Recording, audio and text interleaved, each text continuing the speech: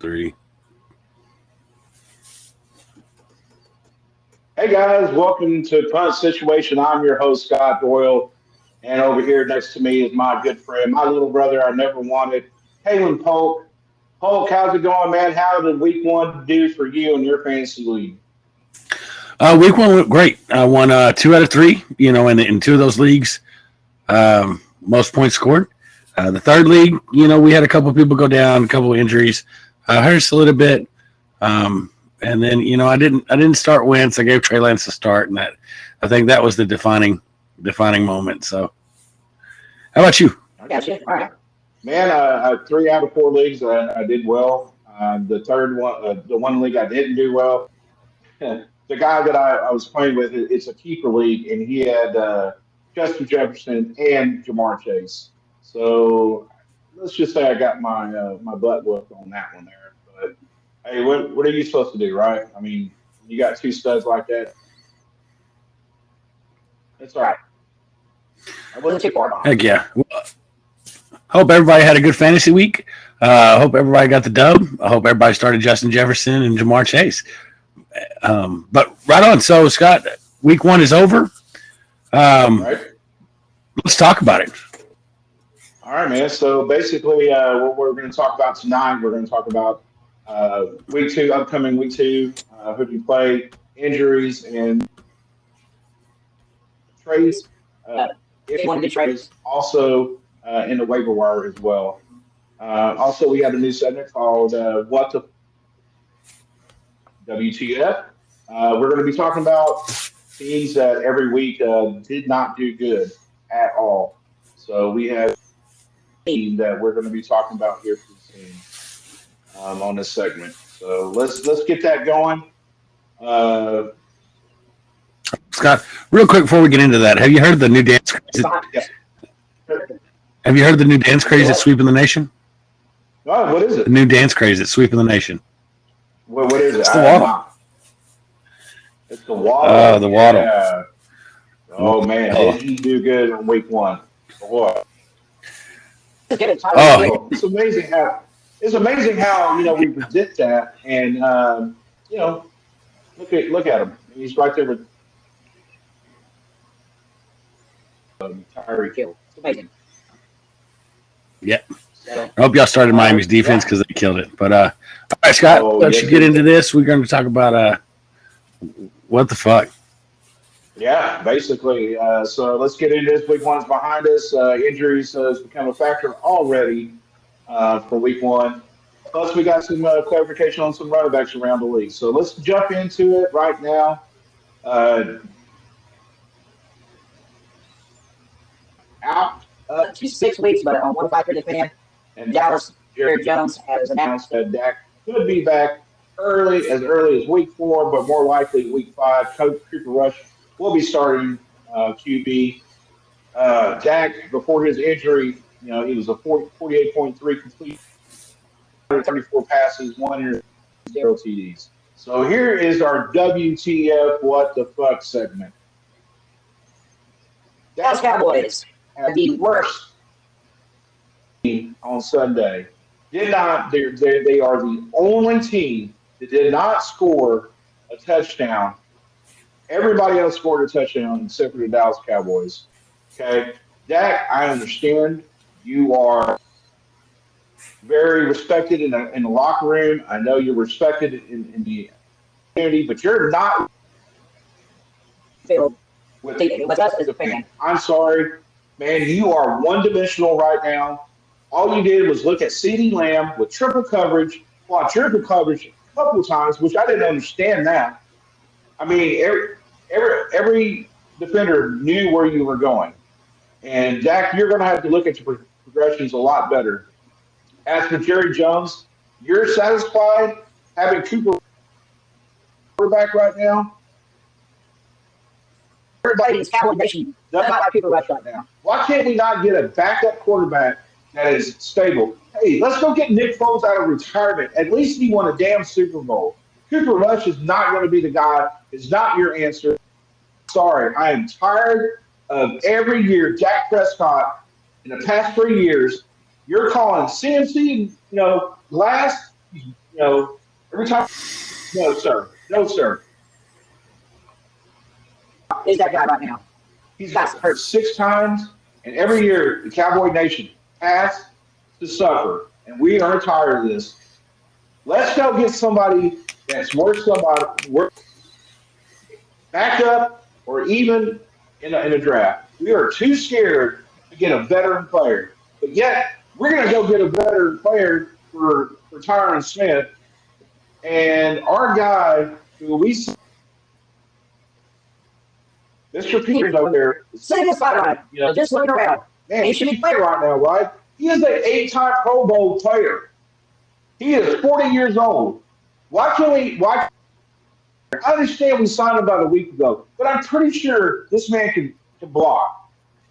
And then and penalties. Oh well, let's talk about penalties right now. Dalton Schultz said, I don't remember how many.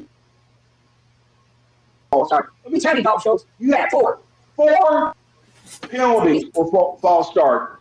2 of them were by the lineman over there, and I don't understand. They talked about on the offseason.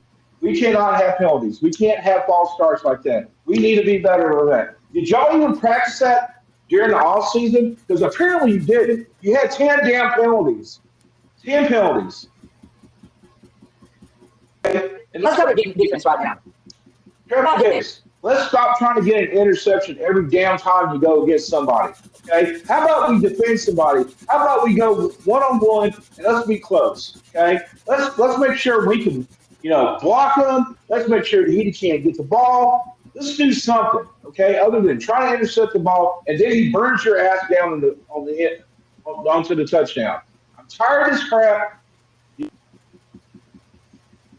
I see is TJ's not a person. Going that backfield, disrupting Tom Brady. Got him 2 sacks over there. Yes, DeMarcus Lawrence did get a half a sack, and he was all happy about it. How about you be like Winfield over there? Go around, do your spin around like he did, and try to go after Tom Brady. Let's focus, guys. We're tired of it. Everybody's tired of the Dallas Cowboys being a laughing stock of the nation over here. We can't even get playoffs over here to do anything. The rant's over, my friend. Polk, did I hit the subject just right? Yeah, agreed. It was just sloppy play on all sides of the ball. I think I'm a little worried about Dak being out again. I think we need a better backup than Cooper Rush. If Dak couldn't move the ball, I sure don't expect Cooper Rush to do it. I think there's got to be someone's got to talk Fitzmagic into coming back, or we got to go trade for Jimmy Garoppolo. At least he's competent and can manage, a team to the playoffs. So I'm real concerned about that. And then our receivers, we just, what everybody talked about, it shows we had a lack of wide receiver depth. CeeDee Lamb can't do it all.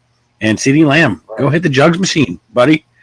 We can't have drops, easy drops. You had one slant pass early in the game, and hit your hands. Yeah, it was a little behind you, but you got to come down with those. With the money you're making, you got to be able to catch those and convert that. So, just bad play all the way around. They got to do something. It was Tampa Bay, so they went against a pretty stout team, and Tampa showed that they were ready. Dallas showed that they weren't. So we go into the Bengals, who had a tough week 1. I think, they're looking to bounce back and make a statement. Maybe without Higgins, we'll see. He might clear concussion protocol, but, we've got to be able to step it up because I think Cincinnati is and can be a better team than Tampa. And if we can't take Tampa down, we shouldn't expect to be able to take Cincinnati down. I agree with you, Paul, 100%. Even though Joe Burrow had 4 interceptions Sunday, he can come back and make 4 touchdowns on the Dallas Cowboys right now if he wanted to.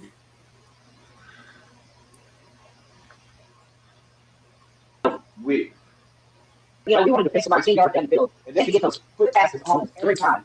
Let's play man-to-man up front. Let's not do any separations and get on the ball. We had them. Dallas Cowboys had Tampa Bay pretty much on the Yeah, we were Field goes behind, but at least we could have gone in there.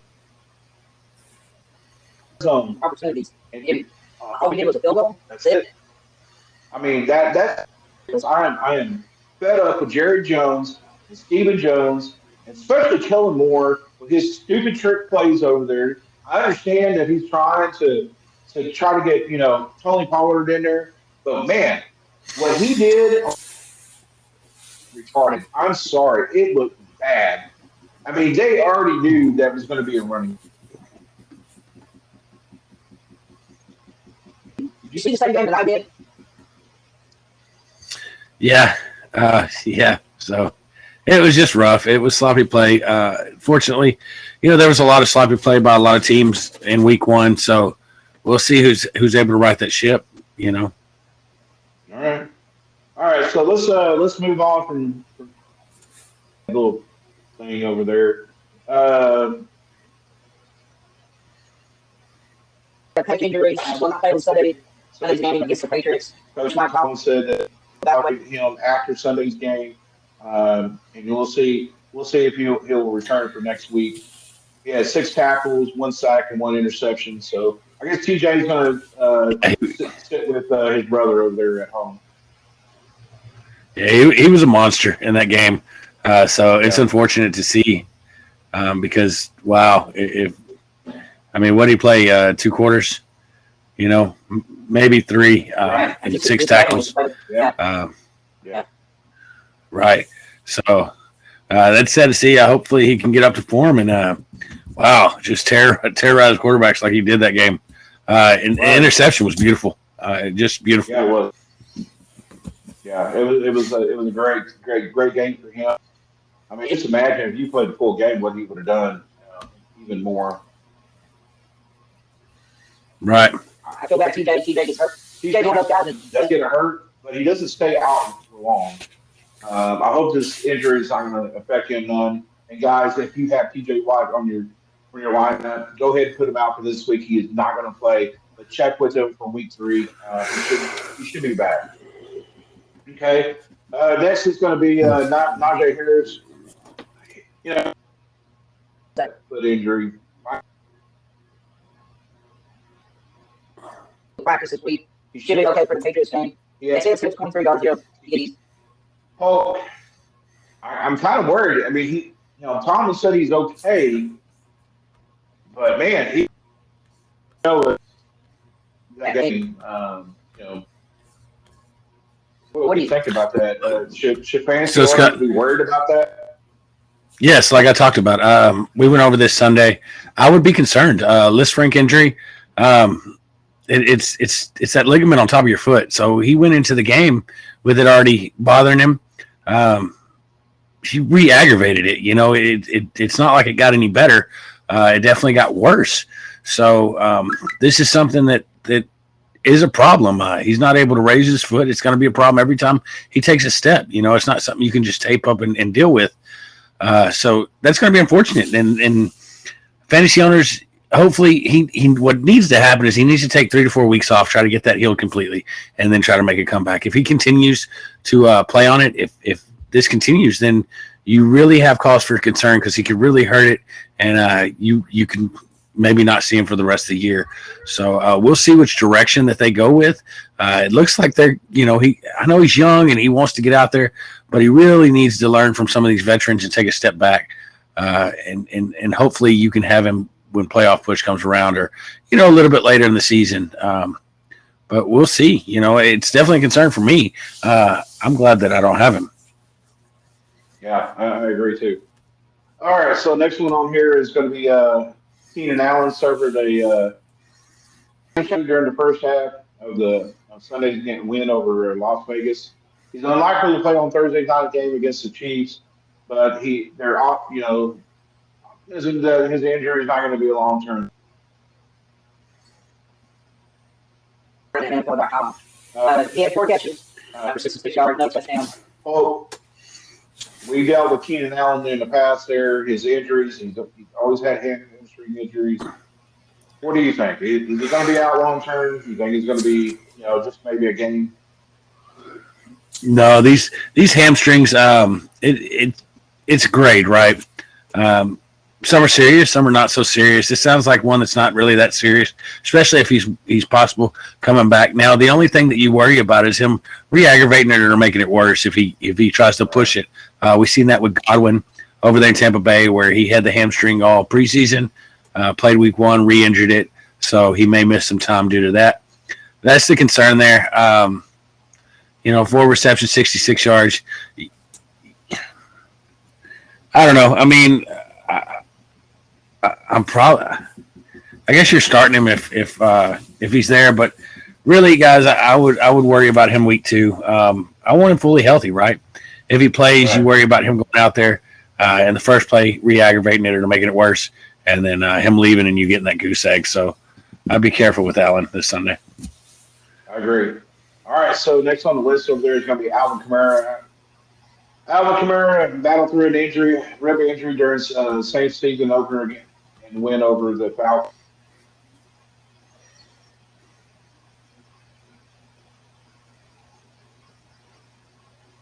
After the Actually, game, Allen added, feature pro order, how about, some of these games against Tampa. Scott, that you're having an issue with your internet. It looks like you're cutting in and out, buddy. So Alvin Kamara battled through a rib injury during the Saints season opener, went over the Falcons. We lost Scott. So he'll be back in here in a second. Basically, they're saying that the injury may limit his practice availability, but as well as workload on Sunday. Right now, I'm not real worried about worried about Kamara. Winston didn't toss it to him. He didn't really hit him out of the backfield. At the role of running back, Kamara has been here in the later years not as productive. So that's my concern. I labeled him early in the offseason as a possible bust candidate. Not talking about the charges. This is, the charges were there, but I'm saying just as a running back at the position people are taking him. I had some stats. I don't know. I can still maybe we'll reference those the next time of why I thought he was a possible bust, but not good. I don't like him between the tackles. He's always been really good with Drew Brees because Drew Brees consistently dumps off to him and he makes people miss in an open space. If he's not doing that and Winston's out there just chunking the ball like he does, then I'd be careful starting Alvin Kamara. I'd definitely try to get what I could for him right now, especially with the charges and all that, everything else they have pending. So, sorry, Scott, we lost you for a second. I just kind of filled in on that one. Okay, good. No big deal. Can you hear me better now? Yeah, it's actually 100 times better. Okay, great. All right, so next is going to be T. Higgins, still in the concussion protocol there. The injury happened during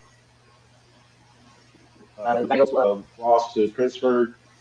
He's in that 5-step protocol right now before he can hit the field.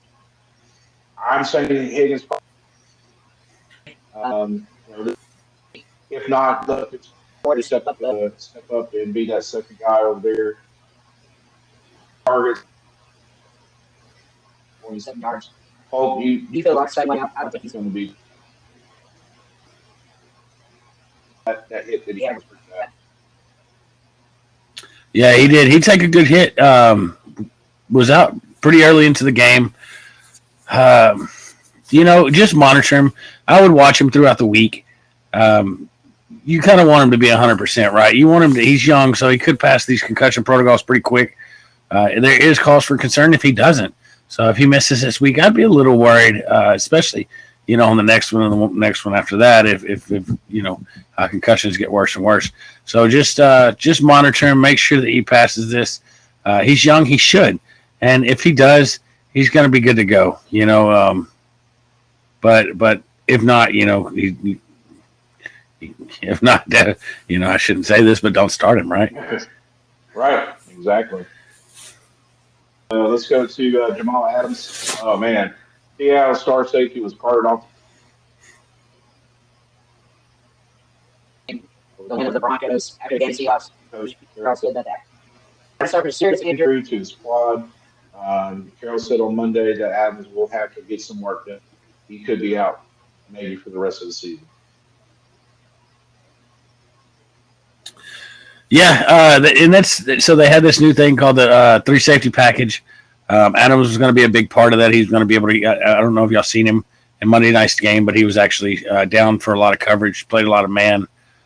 So it's unfortunate because it seemed like they had big plans for him. So their defense takes a big hit, but they played rather well, and Geno Smith played rather well. So it was surprising. They're coming away with a win from a terrible, terrible looking Denver team. So I don't know anybody that gets three. Just the penalties that they had, and then the three delay games, just absolutely atrocious. Bad coaching, bad veteran play, just a bad team play all the way around. If they need to correct that, they could be a great team, but you definitely can't win games doing things like that.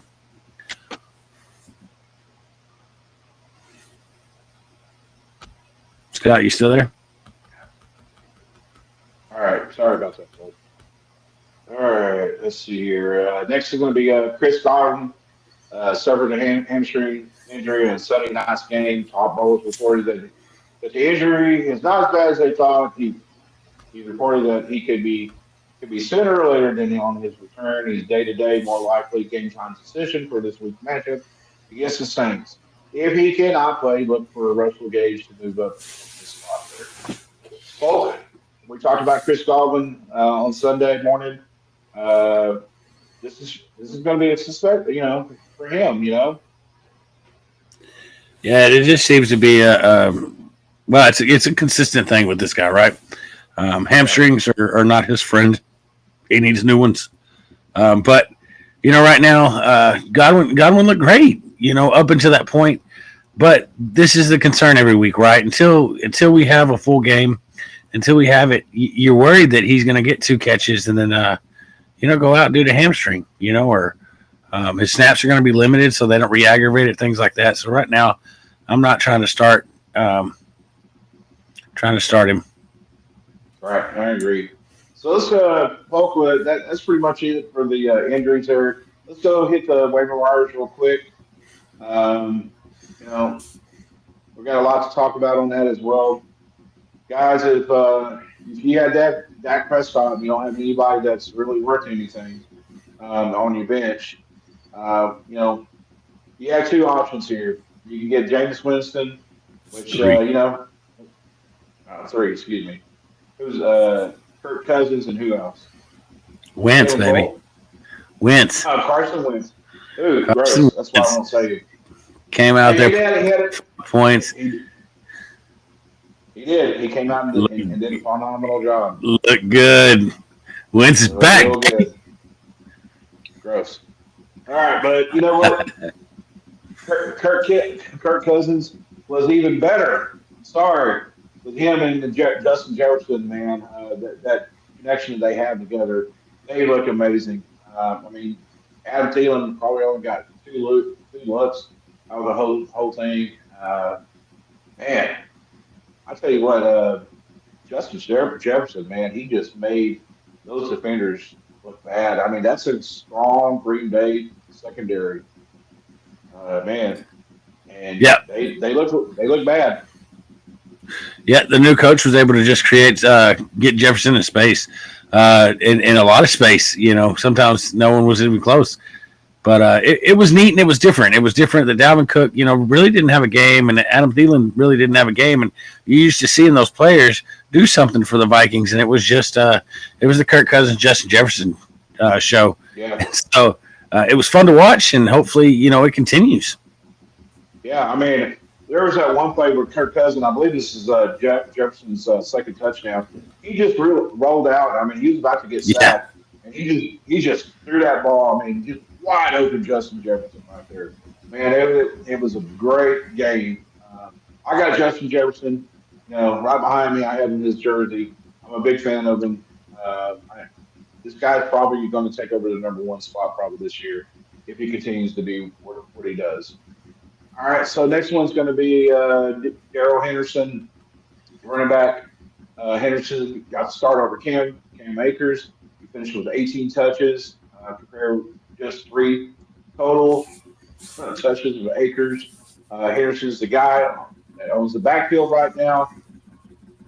Polk, when do you think Cam Akers is going to be back, taking over that role? I know a lot of fantasy owners are really worried right now. Um, what do you think, Polk? I mean, is Cam Akers going to be the second guy? Well, first I want to tell you guys that you knew that it was going to be a committee, right? They didn't keep that no secret. I think a lot of the outlets said Akers was the lead back, but you got to understand a committee is a committee, and I think we talked about it that the coach is going to go with the hot hand. Who does better in practice? So that's hard for you to see, hard for us to see. So flip a coin. He also said he wanted to see some urgency out of Akers. So that to me 100% sounds like a practice thing. It sounds like Akers just, and I don't know for sure, but I think Akers is kind of faltering in the pass blocking. Right. If he is doing that, because by some of the play, and there was one in particular where guy was coming through. I think it was Aaron Donald coming through the center, or not Aaron Donald. I'm not quite sure. Defensive tackle for the Bills coming through. Akers looks at him and takes off. So instead of stepping up and doing what he was supposed to do and pick the guy up to give his quarterback a little bit of time, he actually, you can see it in the film, looks at the guy, and then he goes and tries to hit the hole instead of doing what he needed to do. So I think that's the problem, right? I think Anderson isn't afraid to go out and hit those guys, and Akers is. And you're not going to put a guy out there that's not going to block for your quarterback. That's selfish. He's not a team player. I think that's the problem. It's going to be committee, and I think Akers eventually gets a pretty good start. He is the better back, but all in all, Henderson's going to do it all, and Akers isn't going to do it all right now. So that's the problem. Right, I agree with you. All right, so next is Zach Moss. Moss saw some more action than anticipated after James Cook fumbled and finished with a surprising 6 interceptions. This is frustrating for Devil Singletary owners. I'm not still sold on Zach Moss being that guy yet. I know he was projected at. Yeah, Scott, were you sold on Cook being the guy though? I'm not sold on Cook being the guy either. I think Devin Singletary is the only guy in that community over there. I know James Cook is Dalvin Cook's brother, and everybody's expecting him to be this guy like Dalvin Cook. He's not that guy. I'm sorry. Exactly. From the tape that I watched, and I don't know if all these other analysts or whatever are watching the same tape. They said, "Oh, he looks good." He did not impress me. I was not impressed with Cook's play. Not at all. I think that's why he's third on the depth chart behind Zach Moss and behind Devin Singletary. He fumbled. I don't think he has had a carry past 2 yards. So super not impressed with the guy. I don't know why people were drafting him. I don't know why people were drafting third RBs right. Yeah, pick them up on the free agency later in the season when people start going down, when they have a little bit more reps, when they're kind of seasoned into the NFL. So that's crazy. Zach Moss did have more carries, but Devin Singletary looked like the best back. He looked like the number 1 back on that team, and I think he's going to continue to be. Zach Moss did come in, but his carries weren't beautiful either. The person that had the best carries is going to be, Devin Singletary. And then you say he saw 6 receptions. I can name 10 guys on the free agency that saw 6 receptions. So exactly. Great Hank. Yeah, it's great. But I'm sorry, Devin Singletary, the game I saw Thursday night, this guy had more drive, more passion. Man, he was going over there, knocking over defenders. Expect Devin Singletary to step it up this year. In my opinion, he's going to be a top 15 kind of guy by the end of the season. Oh, you agree with me with that? Well, sure. If he stays healthy, he could crack top 15. Right. All right. So next on the list is going to be Jeff Wilson from the 49ers. Jeff Wilson took over Elijah Mitchell. Once again, and Polk and I will be talking about that. Uh, Mitchell went down with an injury. He was carted off the. I'm sorry. He was not carted off the field. He was a must start if Mitchell misses extended time, which he is going to miss extended time. He's probably going to be out for about 8 weeks now. Polk, we've seen Jeff Wilson Did we lose you? a couple. I'm sorry. 8 weeks is what I heard. Yeah, 8 weeks. Yes. Jeff Wilson. I mean, we saw it last year, right? He had maybe 1, 2 good games. Is he the guy for San Francisco right now with the young Trey Lance over there being his quarterback? Yeah, I don't know. I mean, he's going to be the next man up, so we'll see. Definitely a hot waiver wire ad. What I would say to y'all is be cautious. There are a lot of backs for San Francisco. Elijah Mitchell does come back in 8 weeks, so don't go blow your whole fab. If you're doing fab, man, I'm looking around between 15 and 25. If it were me, if I was getting him, and that's at $110 what we actually do budget. Right. 8 weeks is an extended period of time. At the same time, he is a number one. He is a starting back, but he could lose that role. You just don't go out there and, like I said, drop 80 or 100 fab for a guy that's just he's not going to win it for you. I mean, I'm gonna be honest. Right. I agree. So next on the list is going to be Jalen Warren, running back for Pittsburgh. If Najee gets hurt, his ankles, might be out for a couple weeks. If so, he's going to be the number 2 guy, probably taking over that role. I haven't seen much of him. Polk, have you seen seen Jalen play in the offseason? A few carries. He's young. He's the rest of the guys on that team are just not Benny Snell. He's been a little bit better as like a pass catcher. Warren can kind of do a little bit of both. He's more of like the 3-down back. So not a terrible option. At the same time, he's just not as explosive as Najee. So I don't know. Again, I would temper expectations with most of these guys on this list. I mean, Darrell Henderson, if he's on the free agency, I'd go grab him. And then Michael Carter, I loved everything I've seen. But everybody else, we're just going to, we're going to wait and see, right? I will play the waiting game. And, yeah, if you can get them for $8-9, not a problem. Definitely something to keep in mind. Like what Scott says, that's the reason they're on this list is because they're either the next man up or they had a little bit more opportunities than you think, or they're going to get more opportunities than you think they're going to have. So there's definitely an upside to them. But, I don't know. I haven't. So normally I'm pretty big on going and grabbing guys this week 1. I had Kamara his first year, and I'm sure you've heard me say this. I had Elijah Mitchell last year. I'm pretty good about knowing by their carries and watching this game. I watch every one of the games. I watch them at night, things like that. And I didn't see anything that just really leapt out. Like I said, from Jeff Wilson, from Zach Moss, from Jalen Warren, that just made me think, oh, they're going to be the guy. Now, Michael Carter, what he did is he showed me that he is the guy. A lot of people went and drafted Breece Hall this year, and Michael Carter's the guy. Michael Carter looked way better. His vision was phenomenal. His speed, his burst, everything. I liked everything that he did in that game. So, Michael Carter's a guy that Breece Hall. I didn't see much of Breece Hall in college.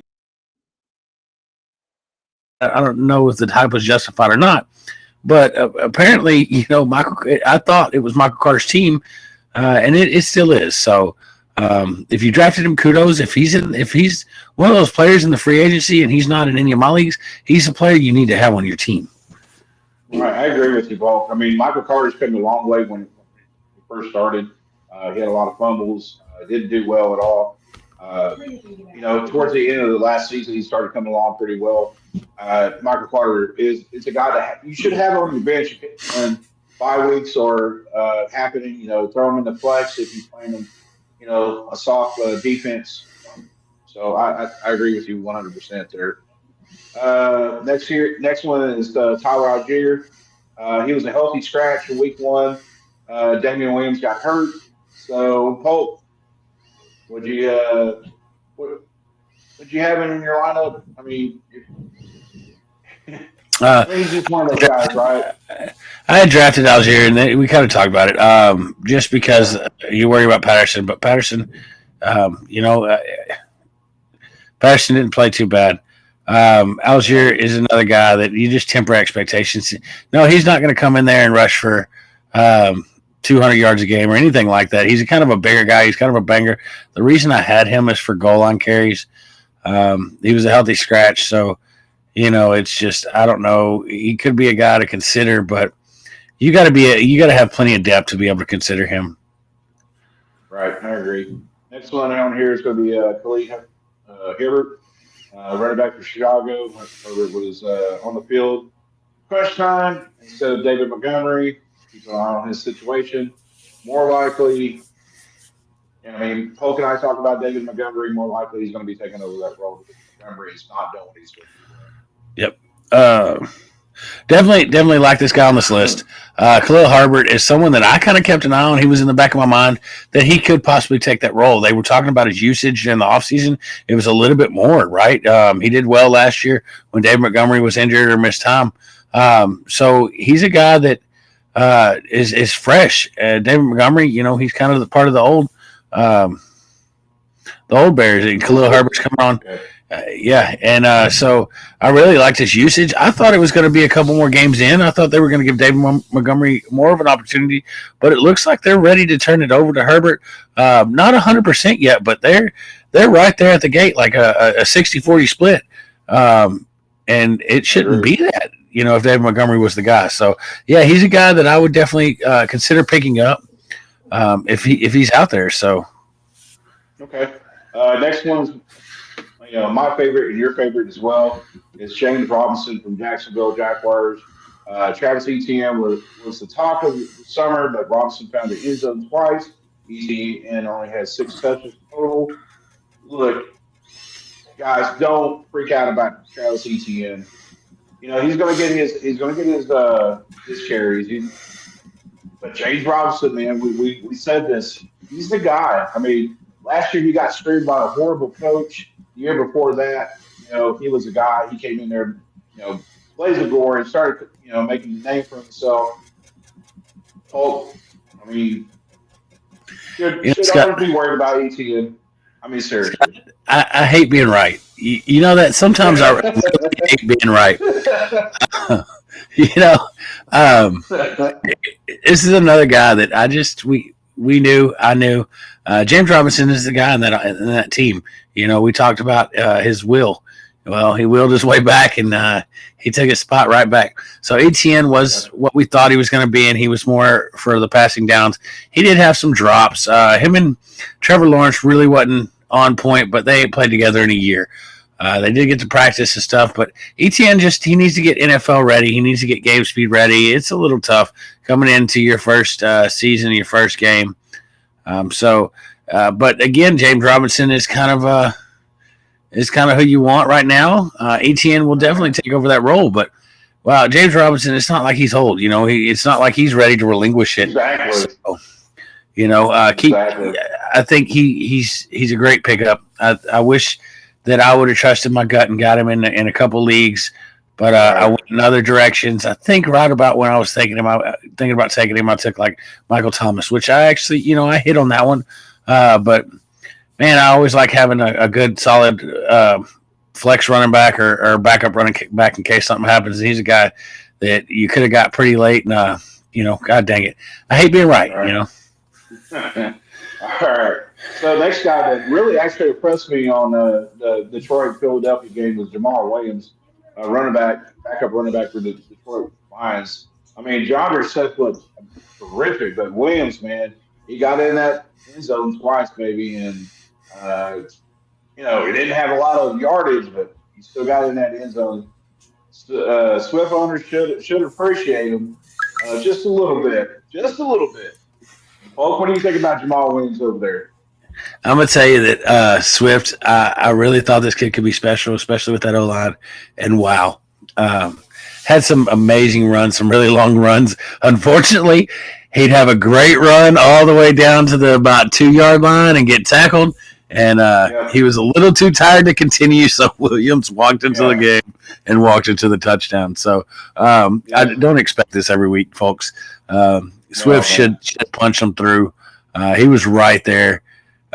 Swift looked amazing, but the great thing is you know that they scored 35 points. I think this is going to be kind of a thing. I think Detroit has built a really good team. I like the direction that they've headed. They've got some really good pieces. I like what they're doing. So Jamal Williams will definitely get his time with the Rock, and everybody should be able to feast behind that O-line. So, okay. Well, real quick, man, what you think about DJ Chark and St. Brown over there? I mean, they didn't do too bad. St. Brown did good. Chark's was a good receiver over there in Jacksonville, especially his first year. He was one of those guys that was a lot of people picked early on that next year in fantasy. Just kind of, the coaching changes and everything else changed. Just kind of didn't fit in. He's a good receiver. He did have a couple drops. I think one of them he stepped out, so he's got to figure out his footing, things like that. But all in all, could be a nice addition. I think I have him in one of the leagues, or I might have had him, and I think I had Amon Ra and realized it because I grabbed him in the last round and dropped him. Don't want both of those guys, but. Not bad at all. I was impressed with Detroit all the way around, right? Yeah, from a team that has always been a losing team. They put up a battle against Philadelphia, even though they lost. They're going to be there soon. I know they will be. You're right. One thing about DeAndre Swift, everybody said he was going to do good. I know it's just one game. But he impressed me. I still don't think he's going to be that. A lot of people say he's a top 5 running back. I just don't think he's there yet, but I know eventually he will be. But I was impressed with his runs on Sunday's game there. So real quick, Jonathan Hilliard, a lot of people are talking high about him, getting him on the waiver wire. I'm not too impressed with him. I mean, all he's good for is the passing game. Paul, what do you think about him?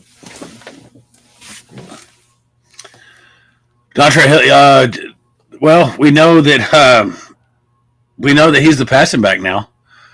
So sure. One of the great things about this is we know that if something happens to Derrick Henry, I think Dontrell Hilliard is kind of going to take a pretty good amount of the carries and passing duties, right? Looked really good. He did vulture the touchdowns. They were both of them were. Both of them was pretty short yardage, if I remember correctly, right? I think I only remember seeing one of them on a red zone, so I was probably up doing something during the other one. But a guy that I wouldn't mind stashing if you're pretty deep, if you got some pretty good depth, but not really an immediate pickup.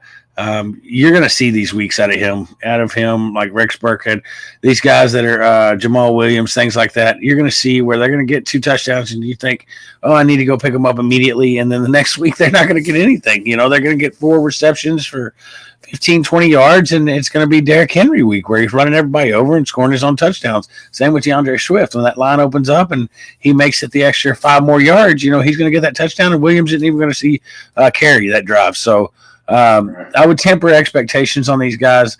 Great to have, what their role is. So yeah, in a crunch, you could possibly get one of these 2 touchdown games out of them. Just don't expect it every week.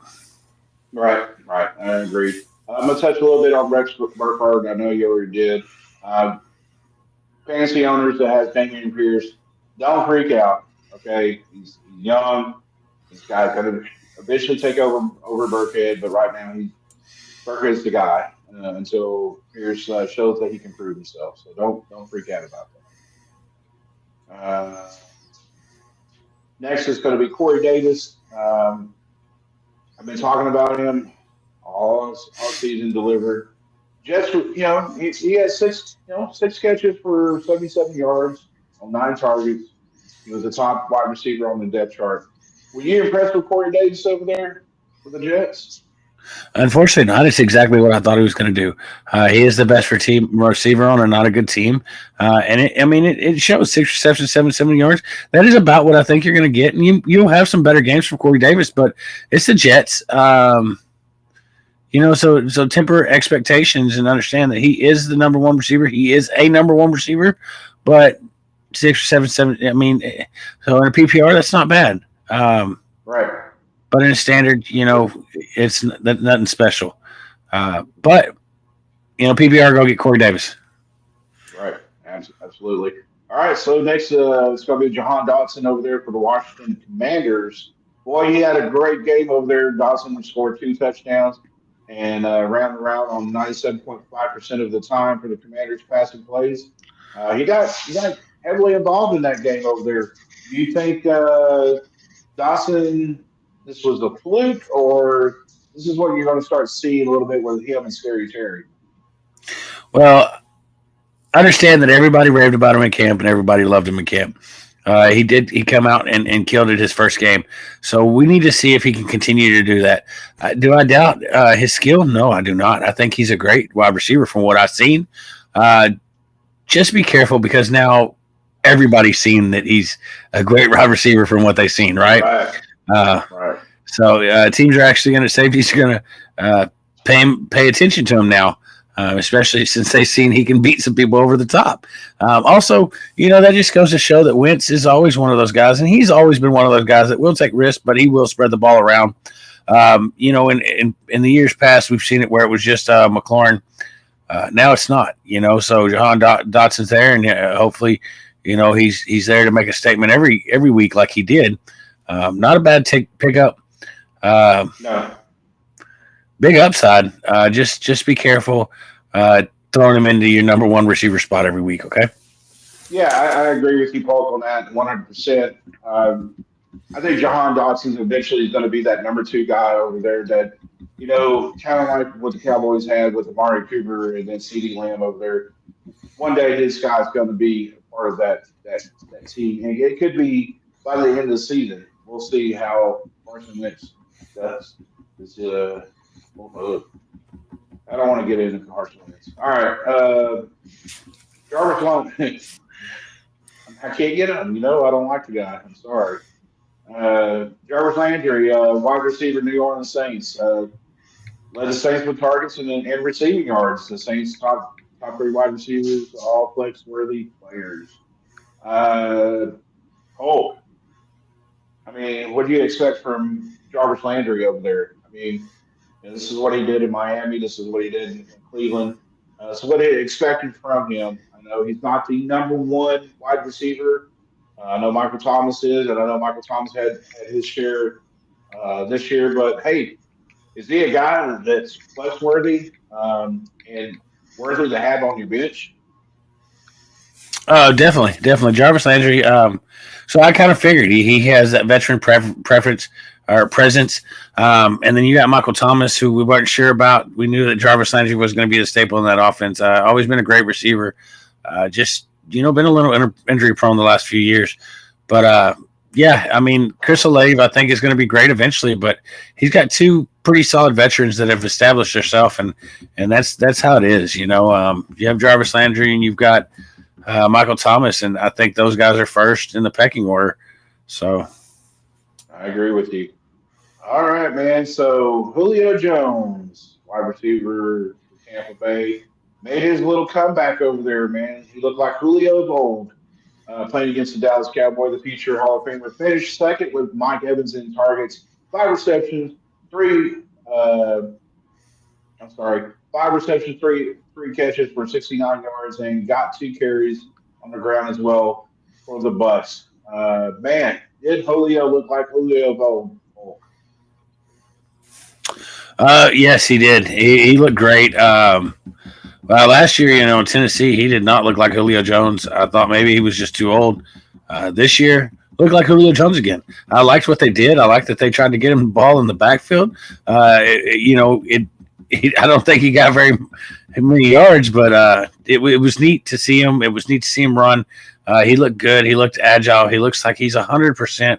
Maybe he was a little injured last year, but Julio Jones is rock and rolling, and I think like we talked about, that's a great pickup. He fills a very much needed void in that offense, and then especially with Godwin, I think Julio Jones's role only expands. Right, I agree. If something happens with Godwin, Julio, yeah, you're right. He's going to have more targets, and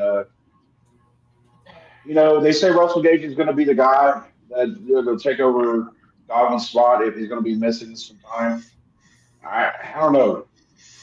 The way Julio was playing, I think he's going to be that second guy over there. All right, man. So last on this list over here is Tyson Hill. Tyson Hill is now converted back to a tight end. Can you believe that? He was listening to the tight ends and cleared the Saints and wanted to get the ball in his hands as a runner, receiver, and I'm sure at some point as a passer, Hill won't finish as a top 12 tight end every week, but let me ask you something, Polk. I mean, would you get Tyson Hill?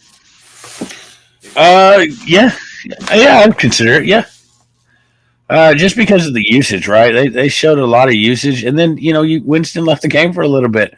Tyson Hill could possibly come back at quarterback and do a lot of runs. It's going to be weird how they list him. Fantasy, they've always had a problem listing Tyson Hill. He's listed as a tight end. We'll see if he fills in. If Winston gets hurt, or he throws it, he jumps in at running back. If Kamara can't do it because of his ribs, so should be interesting. He's definitely a Swiss Army knife.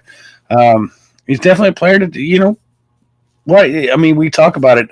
What you want is a player that gets opportunities, and Tyson Hill gets opportunities. So I wouldn't mind having him on my fantasy league. I agree. All right, Paul. Let's run down the schedule for the rest of the week, and that should be wrapping up for us there. Thursday night game is going to be a great one. The Chargers at the Chiefs Thursday night at 7:15 Central Time. It's going to be on Amazon Prime. 3.5 there. FBI picks the Chiefs to win by over 56% there. Oh, do you agree with that?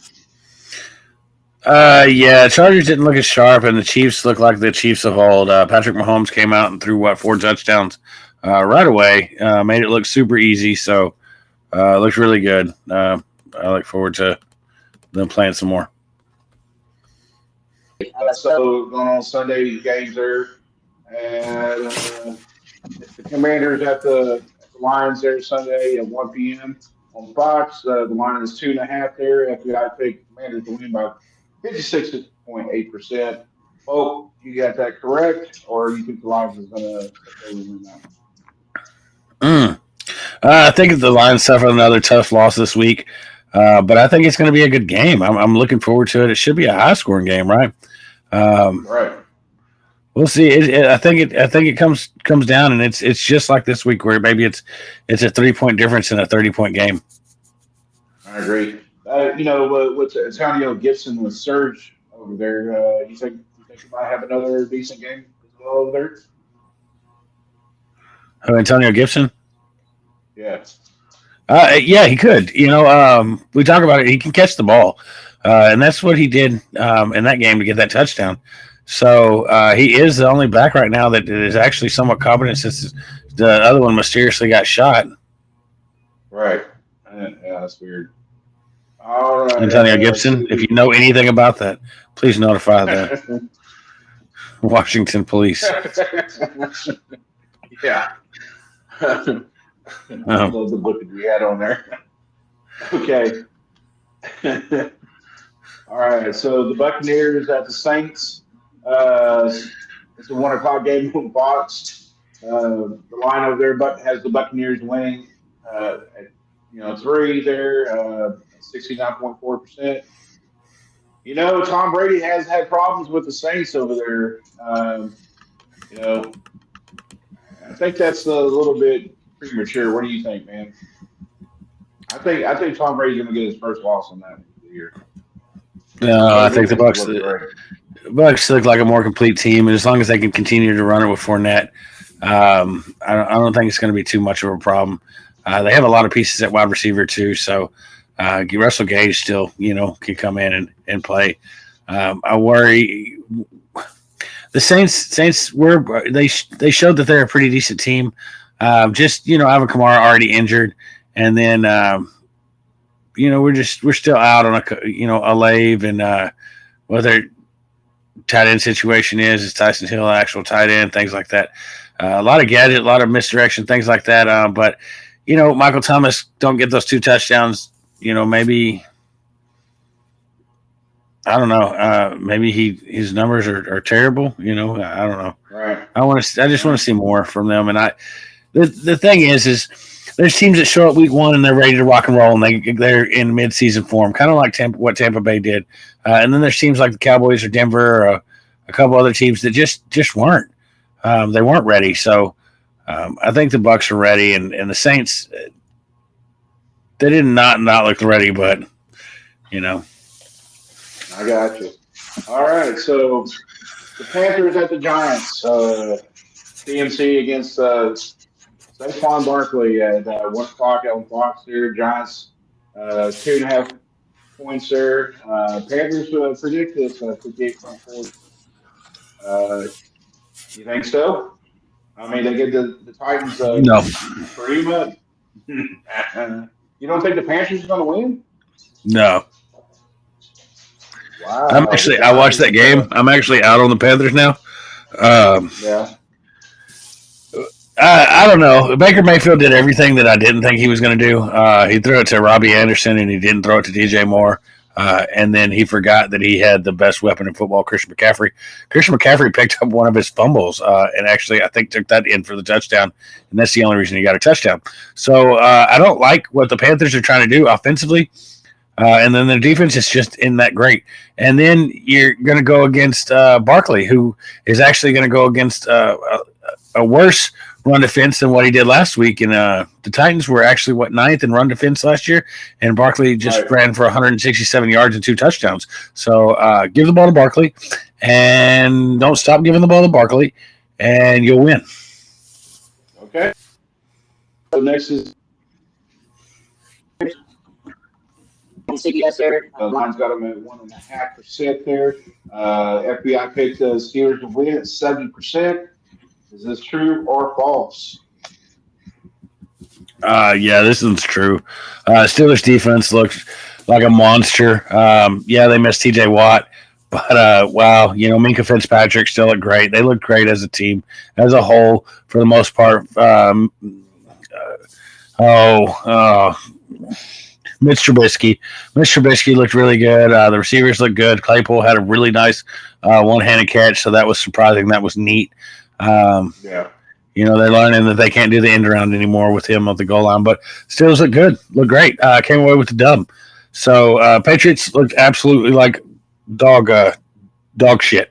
So kind of protected that. They don't know what their identity is, and that's the problem. And I don't think they're going to find it against the Steelers. I agree. Oh man, I agree, man. This is probably going to be Bill Belichick's worst year ever. I mean, jeez, it's not looking good over there. All right, it's not. No, it's so sad. He'll fix it. I mean, he'll fix something. Right. So next one's going to be the Colts against the Jaguars. 1 o'clock at CBS.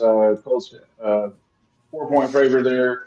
They're predicted to win 58.6%.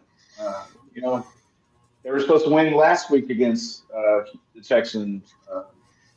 That didn't happen. They won that tie for the game. What do you think, Polk? Is this going to be a blowout, or? I mean, I'm pretty sure Michael Pittman and Jonathan Taylor is going to get their shares, but man. Well, I think the Colts just started off rocky. It took them a second, right? It was 20-3, by the first half. So the Colts came back, tied it up, and then they just couldn't bang it through for the win. But yeah, no, I think they were just rocky. I think that they have a little bit better week. I think that they have a little bit better start. Matt Ryan, his veteran presence really shown towards the end, and he was able to move the team down there and do what they needed to do for the most part, ending in a tie and not a loss. Now, loss is a tie, but uh, it's still not a loss, right? So he was able to do something with a team that just really didn't look good in the first half. So Jaguars didn't look terrible either. It should be a pretty decent game.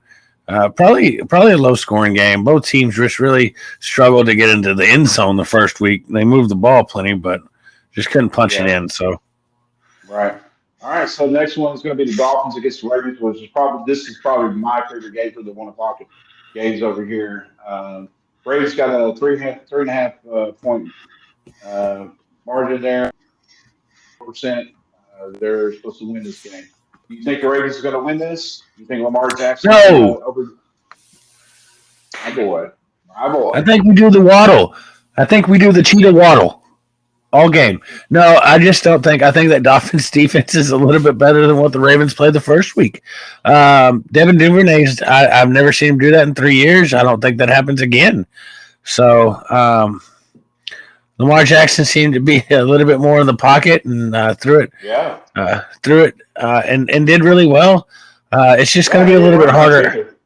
Yeah, I think it's going to be a little bit harder. I think he actually runs a little bit more on the Dolphins, and that just when he's not able to stand in the pocket, Lamar Jackson, even though he's a talented runner, it just seems to frustrate everybody else, and then it just kind of happens and happens and happens. And if you can somewhat contain him and slow him down, and he's not throwing it over the top like he was doing last week, then I think you have a real good chance of beating him. And I think the Dolphins defense can do that. Do I start the Dolphins defense? Probably not. But I'm not too worried about the Ravens coming away with the dub on this one. I think the Dolphins can stop them. I agree with you 100% on this. All right, Polk, can you scroll this a little bit more? All right, so the Falcons and the Rams over there at 305. It's getting a 10.5 point spread over there. Rams winning 81.8%. You got to think Allen Robinson's probably going to get a little bit more love this time, right, Paul? Yeah, he should. I think that they're going to be able to. They're going to have a little bit more time, right? They were really rushed by the Bills' defense. The Falcons, I don't think, is going to be able to do that as well as the Bills did, which gives them a little bit of time, which allows Allen Robinson to actually run routes and get open because that's what he needs to do, right? That's what he's good at is running those routes. So I don't think Cooper Kupp is hyper targeted. You notice that Kupp wasn't doing so well, with the first half of the game. He did okay. He had a good stat line, but it was the second half when Stafford started panicking and he started trying to force the ball to him every single play. So as long as that don't happen, I think Allen Robinson can actually have a decent start. And I think Akers is going to have a little bit better chance to be able to carry the ball this week than what he had last week against that Bills defense. I agree there. All right, so next one is going to be the Seahawks against the 49ers at 305 on Fox there. 49ers have a 8.5 point spread over there. And the 49ers are supposed to win 71.1% over there. Man, I mean, with the injuries going on over there, Kittle could be out next week, maybe. Who knows? I mean, the Mitchell being out as well. I don't think it's going to be that high. I think the 49ers will win, but I think it's going to be a little bit closer. What do you think, Cole? The 49ers lost to the fucking Bears, so don't ask me anything about the 49ers. All right, so let's just move on to the next one. All right, well, it's the Bengals against the Cowboys over there at 325 on CBS there. I'm sure Tony Romo is going to be announcing that game. Bengals have a 7-point spread over there, 81.1%. I'm going to give that 100% over there that the Bengals is going to win that one. Oh, what do you think? Yeah, Bengals win. Cowboys suck. Yeah. All right, next one is going to be the Texans against the Broncos at 325 on CBS as well. 10-point spread over there, 78.8% there. I think you're going to see the Russell Wilson over there little bit more comfortable in the pocket over there. He's playing against the Texans over there. What do you think? This is interesting. This is real interesting because I view the Texans kind of like I view the Seahawks, right? one of those teams that are definitely a wild card, but shouldn't lose to a better team. Like on paper, Broncos hands and foot are better than the Seattle Seahawks. Same against the Texans, but you know now I'm concerned that like it's a coach issue, and if it's a coach issue, it's anybody's ball game. So yeah, it should be 78.8%, but this could be another close game, and the Broncos could definitely lose. Also, let me. I just want to let y'all know I am a Dallas Cowboys fan. I'm a Dallas Cowboy, Miami Dolphins fan. I am too. I'm just upset with the situation, right? Another Dak's out again. It's terrible, and I don't think. Honestly, I don't think Cooper Rush can win these games, especially if Dak couldn't get the ball into anybody's hands. So that's why I say that. But all right, I mean, all right.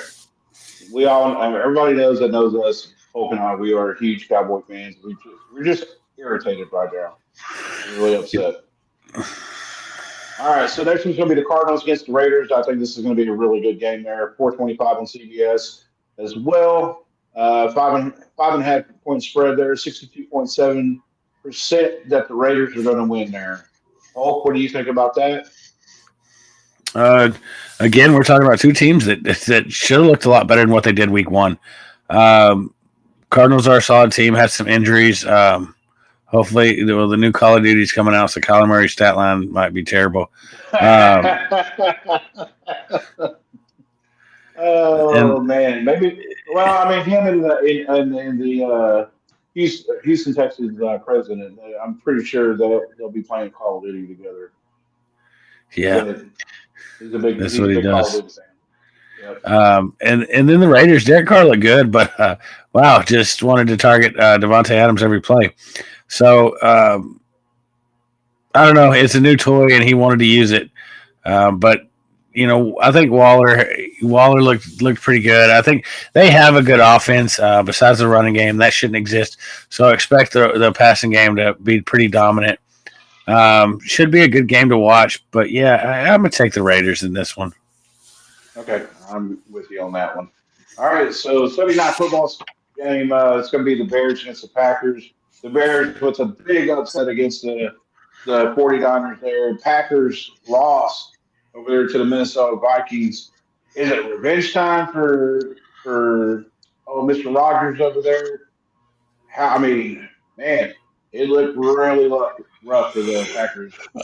You know, I mean, Packers supposed to win, 87%. Yeah, I don't know. Bears won week one. They beat the 49ers. So, yeah, they could beat the Packers with no receivers. Yeah, I agree with you. All right, so let's go to the Monday night game there. There's two Monday night games. Can you believe that? All right, so the Titans and the Bills over there at 7:15 over there at ESPN. 10 points for the Bills, 79.6 for the win. I mean, Bills look dominant. I think they're going to dominate over the Texans anyway, or excuse me, Titans anyways. You got to agree with me, right? Yeah, 100%. Bills are going to destroy the Titans. All right. And then the last game over there, Vikings against the Eagles. That's going to be an ABC game there at 8:30. 1.5 point spread, 65.9%. Eagles are supposed to beat the Vikings. Man, I just incorrect. Incorrect. Vikings all the way, 100%. Justin Jefferson. Everybody can say about AJ Brown. Justin Jefferson. Sorry, that's all you have to say there. Yep. I like it. Vikings all the way. Eagles are not going to win that game. Right, I agree. All right, Polk. Well, that wraps it up for me, man. Do you have anything else for us? No, man, that's it. Congratulations to all the winners in week one. If you didn't win, just keep listening to us. Bear with us. We'll get you to the promised land. That's what we do. All right, guys. So this wraps it up for Punt Situation. We'll be back with you on Sunday morning at 9:00. Polk and I will give you the injuries updates and tell you who you need to replace and who could be a surprise player for you. Do the waddle dance for me, man. Give me the waddle dance. I can't do the whole thing. I don't have enough room. I'm in my jail cell. But yeah, no, a lot of people did the waddle. I think a lot of people are going to do the waddle again this week. So super exciting tuning into the Miami game. It's going to be great, especially if you're a Cowboys fan. It's great to watch, another team win. I think that, yeah, exactly. All right, guys. So this wraps it up for Punt Situation. We'll see you this Sunday at 9 a.m. Paul, take us out. All right, guys. It's been another great week. Punt Situation with Polk and Scott. Tune in this Sunday so we can give you all the advice, who to start, who to sit, who's on fire. And remember that it's Tuesday. Go do your waiver claims. That way you can wake up bright and early tomorrow morning with all your new shiny toys under your Christmas tree. So, all right, guys. We love you.